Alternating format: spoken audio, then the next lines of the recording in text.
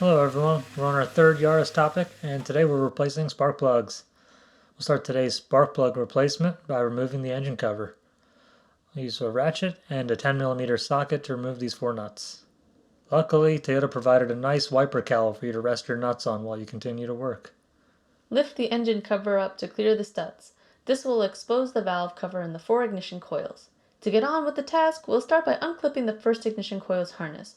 Best tip here is to use a skinny flathead screwdriver to help depress the tab while pulling away. Once the clip is off, we'll remove the 10mm bolt holding the ignition coil to the valve cover.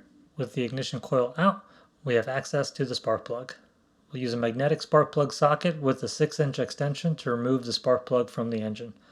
If you don't have a fancy spark plug socket, a deep 14mm socket will get your spark plug loose, and a magnet will get it out of the hole. Now we'll grab one of our new spark plugs to prep it for install. Everyone has their own right way of doing this, but we'll share ours that we've used for countless spark plug replacements. I like to put just a bit of dielectric grease on the porcelain part of the spark plug to keep water from getting in. Just don't get the grease anywhere else. For this next part, I'm going to use the socket to hold my spark plug. My personal preference is to use just a touch of anti-seize. Today I'm using this new stuff that I found. It's much easier to apply than the usual liquid anti-seize. Some people, including the spark plug manufacturer, will say you don't need to use anti-seize, but the spark plugs we just removed had anti-seize and they were nice and easy to pull out. So I'm going to stick with what works. With our spark plug ready to install, we can start gently threading it into place.